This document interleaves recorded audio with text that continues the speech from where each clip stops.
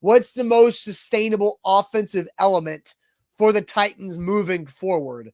We left this open-ended because I think there's a lot of different options from last night's win over the Packers.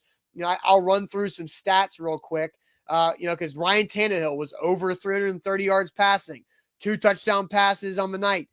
Derrick Henry had 87 yards, and he threw a touchdown pass.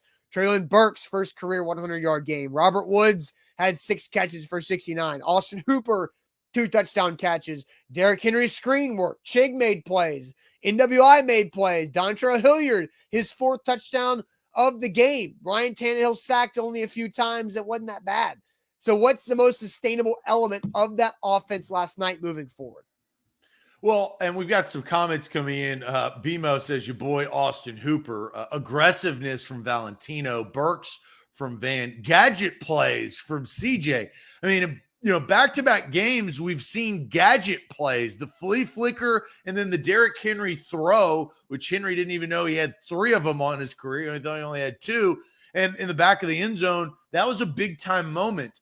Steven says tight end movements. Burks and Hooper from Jeremy. Keeping Burks involved. The passing game, Xavier, if the passing game is sustainable from last night, you better watch out. The Titans may be climbing up the ranks. Now, the problem is the damage that has already been done. They've lost only 3 games, but 2 of those have been to the Chiefs and the Bills, who are atop the AFC. Now, they don't play the Dolphins this year, but those are the top teams, and they don't get the benefit of the tie break this year. Well, and as of right now, the Titans are behind the Dolphins because of strength of record. So, there's some strength of schedule things the Titans can't necessarily control either, because the Dolphins have a much better division than the Titans do. And William, if you watched our post-game show last night, I did, and it didn't feel right or sound right, but I did say this, is that Austin Hooper is unlocked. He's been unlocked. From his performance of 2 touchdowns. I said he hadn't scored a touchdown prior to last night's game. He gets 2 in some key moments. Roy goes, Burks did great last night. The King Henry effect is sustainable. Robbie goes with spreading the ball out. Austin, what is the most sustainable thing from last night's performance on the offensive side of the football?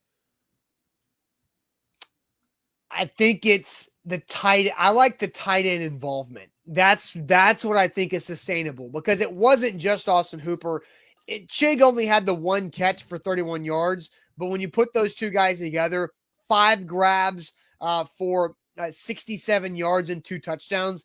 That's what I think is most sustainable, because I believe that's where Ryan Tannehill remains the most comfortable there. Like, I don't know if Treylon Burks as a rookie by himself can continue to have big plays down the field. You just don't hit 40-plus yard passes with consistency in the NFL like that when they went 2 for 2 last night. But I do think you can sustainably continue to keep the tight ends involved down the field to convert big plays and first downs. So it might be I think that's what the most sustainable thing is. I don't think Robert Woods is going to have almost 70 yards a game either. So I think sustainability, the tight ends being effective to keep those drives alive. So I want to bring up Robert Woods a little bit. Okay. Because he was an option I thought about. Yeah, well, and I'm taking him. Thank you for not taking him. Because Robert Woods he's been the healthiest guy all season on the offense, I feel like, besides Derrick Henry. Well, and no, including Henry. Henry's been on the injury report a couple of times. Henry's missed. Yeah, but Henry always says I'm fine. But yes, Robert Woods has done this multiple times this season. This ain't his first rodeo. This is Treylon Burks' first rodeo. This was his first true, really good game, over 100 yards, 2 massive grabs, 7 targets, 6 catches. But Woods has done this before. He had 85 yards against the Raiders, right? He, in Green Bay, had 69 yards. Like, he's had he had 37 against the Commanders. Look, 37 is not terrible, but it's not great. 39 against Buffalo. He has actually been exactly what a number 2 wide receiver besides a couple of games ago when they haven't thrown the football, right? I mean, that's not his fault when Malik Willis refuses to throw. But Woods has been the number 2 guy